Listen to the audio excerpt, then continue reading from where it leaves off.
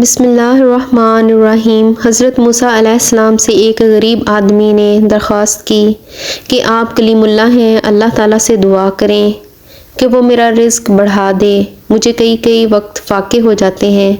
حضرت موسیٰ علیہ السلام نے بارگاہ خداوندی میں اس کی درخواست پیش کی تو بتایا گیا کہ اس آدمی کی قسمت میں قلیل روزی ہے، اس لیے ہمارے ہاں سے تھوڑا تھوڑا کر کے اسے روز دیا جاتا ہے تاکہ آخر تک ملتا رہے۔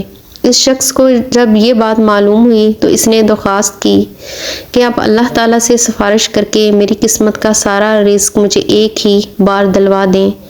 اللہ تعالیٰ نے حضرت موسیٰ علیہ السلام کی دعا قبول کی اور اس غریب شخص کو تمام زندگی کا رزق ایک ہی بار مل گیا۔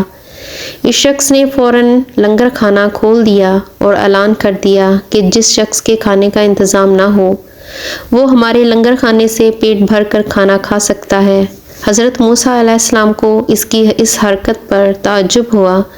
انہوں نے اسے سمجھانے کی کوشش کی لیکن جب وہ نہ مانا تو مایوس ہو کر چلے گئے۔ ایک ہفتے بعد ان کا ادھر سے گزر ہوا تو دیکھا کہ لنگر کھانا ہنوز ابھی تک جاری ہے۔ دوسری مرتبہ وہ 1 ماہ بعد اور پھر تیسری مرتبہ 6 ماہ بعد ادھر سے گزرے تو آپ نے حسب معمول اسی طرح لوگوں کو لنگر کھانے سے کھانا کھاتے دیکھا۔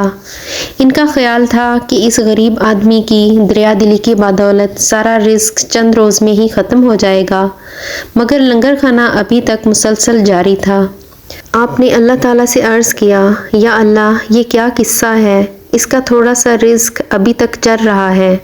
جواب آیا، بے شک اس کی قسمت میں تھوڑا سا ہی رزق تھا جو اب تک ختم ہو جانا چاہیے تھا، لیکن ہمارا قانون ہے کہ جو شخص ہماری راہ میں کچھ خرچ کرتا ہے تو ہم اس کا 10 گنا اس کو دنیا میں اور 90 گنا آخرت میں دے دیتے ہیں۔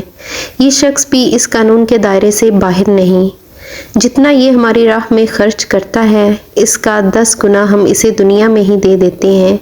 اس میں تعجب کی کیا بات ہے؟ سبحان اللہ۔ اگر آپ میرے اسلامک چینل کو پسند کرتے ہیں تو میرے چینل کو سبسکرائب کریں، لائک کریں اور بیل آئیکن کے بٹن کو پریس کریں۔ جزاک اللہ خیر۔